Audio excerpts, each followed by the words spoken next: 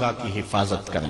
اس دور کا سب سے بڑا فتنہ یہ ہے کہ نگاہیں پاک نہیں رہی، نگاہیں غلیظ اور گندی ہو گئی، شرمگاہوں میں وہ تقدس نہیں رہا ہے۔ حضور علیہ السلام نے ارشاد فرمایا من زنا زنیا بہی ولو بہی تانے دارے ہے، جس شخص نے زنا کیا یہ عمل اس کے گھر بھی لوٹے گا اگرچہ اونچی اونچی دیواریں کیوں نہیں کر رہے۔ یہ مکافات عمل ہے۔ گندم از گندم بروئے جو ز جو از مکافات عمل غافل مشو۔ گندم بو گے تو گندم کاٹو گے، جو بو گے تو جو کاٹو گے۔ نظر کو تقدس دو، نظر کو پاکیزگی دو۔ حضرت لقمان حکیم کہتے ہیں کہ میں کئی نبیوں سے ملا ہوں، کئی نبیوں سے ملاقات کی ہے، اور میں ان سے دو دو چار چار باتیں جمع کی ہیں، اور ان ساری باتوں کو میں نے جمع کر کے 100 باتیں جمع کی ہیں، اور ان کا پھر میں نے خلاصہ تیار کیا ہے۔ ان میں 8 باتیں الگ کی ہیں۔ ان 8 باتوں میں ایک بات یہ ہے جب کسی کے گھر جاؤ تو نظر کو حفاظت میں رکھو۔ جس شخص کے مہمان بنو، جس کے گھر جاؤ، تمہاری نظر نہ بھٹکنے پائے۔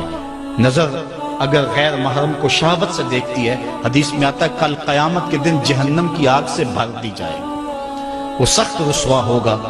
آج میڈیا کی آوارگی اور انٹرنیٹ پہ جو کچھ ہو رہا ہے، ٹیلی ویژن اور سینما جو بدتمیزی پھیلا رہے ہیں، اور موبائل پیکج جس طرح بے حیائی کو فروغ ہو رہا ہے، ہم اس کے خلاف پوری قوت کے ساتھ بند باندھیں۔ اپنی اولادوں کے ہاتھوں سے ناول چھین لو، ان کے ہاتھوں سے جو ہے وہ فلمیں چھین لو، ان کی خلوتوں پہ نظر رکھو اور ان کی حفاظت کرو۔ جس شخص کی نظر پاک نہیں ہے اس کے من میں طہارت نہیں آ سکتی ہے، دل پاک نہیں ہے اس کو جو ہے وہ باطن کا نور نصیب نہیں ہو سکتا۔ وائے قوم کشتائے تدبیر غیر، کارے او تخریب خود تعمیر غیر، از حیا بیگانہ پیرانے کہن، نوجوانہ چوں زنا مشغول تن۔ کتنی حکمت والی بات کہی اقبال نے۔ وہ اپنے دور کا دکھڑا سناتا ہے، جس دور سے ہم گزر رہے ہیں اب تو عجیب حال ہو گئے۔ اقبال کہتا ہے یہ جو میرا دور ہے، جوان تو جوان رہے، بوڑھوں کی نظروں میں حیا نہیں رہا۔ از حیا بیگانہ پیرانے کہن، بوڑھے لوگوں کی آنکھوں میں بھی اقبال کہتا ہے حیا نہیں رہا۔ نوجوانہ چوں زنا مشغول تن، اور نوجوان عورتوں کی طرح اپنے تن کے ساتھ لگے ہوئے ہیں، اپنے تن کو سنوارنے میں ہر وقت کنگھی پٹی میں لگے ہوئے ہیں۔ یہ مردوں کا کام نہیں ہوتا، یہ دلیروں اور بہادروں کا کام نہیں ہوتا، یہ عورتوں کے وظیفے ہیں۔ در دل شاں آرزوہا بے ثبات، مردہ زائن از بطون امہات۔ ان کے دلوں میں آرزویں کوئی اور ہی ہیں، اور ماؤں کے پیٹوں سے مردہ جنم لے رہے ہیں۔ دخترانے او بزلف خود اسیر، شوخ چشموں خود نماؤ خود دگیر۔ اور قوم کی بیٹیاں اپنی زلف کی خود قیدی ہو چکی ہیں، اور ہر وقت جو ہے وہ اپنے آپ کو آئینے میں دیکھتی رہتی ہیں۔ ساختہ پرداختہ دل باختہ، ابروان مثل دو تیغ آختہ۔ وہ جو گھر کی رونق تھی، جو آبرو اور حیا کا دوسرا نام تھا، آج وہ دل پھینک قسم کی ہو گئی ہے۔ آہ قوم میں دل سے حق پرداختہ، مرد و مرگے خیش را نہ شناختہ۔ اقبال کہتا ہے ہائے قوم کہ جو مر گئی اور اسے ابھی تک پتہ ہی نہیں چلا کہ میں مر چکی ہوں اور جینے کا سامان نہیں کرتی۔ حضور نے فرمایا ہر دین کی کوئی پہچان ہوتی ہے، میرے دین کی پہچان حیا ہے، اگر حیا نہیں ہے تو دین ہی نہیں۔ ہم نے جس دور میں اپنے ماں باپ سے دین سیکھا تو اس وقت اتنے فرقے بھی نہیں تھے، نہ بات بات پہ شرک کے فتوے لگتے تھے، اور نہ ہی لوگ دین کو کاروبار بنائے ہوئے تھے۔ اس وقت کوئی کھڑا ہو کے نعت بھی پڑھتا تھا تو اس کی آنکھیں بند ہوتی تھیں اور تصور مدینے کی گلیوں کا طواف کر رہا ہوتا تھا۔ اور اگر کوئی پیر طریقت تھا تو اس کا مقصد مخلوق کو اللہ تک پہنچانا تھا، لوگوں کا دل اپنی جانب موڑ کے مائل کر کے اپنی جیب گرم کرنا مقصد نہیں تھا۔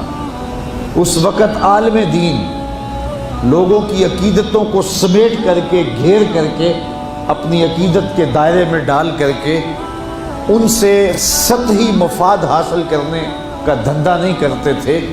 اس وقت عالم دین بندے کو گناہ سے نکال کر کے اللہ کی دہلیز پہ سجدہ ریز کرنے کا کام کرتے تھے۔ اور آج ہم دیکھتے ہیں کہ فرقہ پرستوں نے اسلام کو توڑ کے رکھ دیا، اور جو لوگ بیچارے اللہ کے حضور سجدہ ریز ہوتے ہیں ان پر شرک کے اور بدعت کے فتوے لگا کر کے ان کو اسلام سے بدزن کرنے کی کوشش کی، اور نعت خوانیاں ایک بہت بڑا کاروبار بن گیا، اور پیری مریدی ایک بہت بڑا دھندا بن گیا، تو اس دور کے اندر اپنی اولاد کو سنبھالنا، وہ طرح طرح کے سوال کرتی ہے، پوچھتی ہے، تو پھر ان کو دین پر مطمئن رکھنا اتنا آسان کام نہیں ہے۔ ہمارے والدین نے ہماری تربیت کی تو ان کے لیے قدرے آسان تھا، لیکن ہمارے لیے اپنی اولاد کو سنبھالنا اور دین کی راہ پہ ڈالنا قدرے مشکل ہے۔ لیکن ہمارے والدین نے جو آسان کام کیا تھا اس کے لیے بھی بڑی محنت کی تھی، اور ہم اپنی اولاد کے لیے کیا اتنی محنت کر رہے ہیں جتنی محنت ہمارے والدین نے ہمارے اوپر کی تھی۔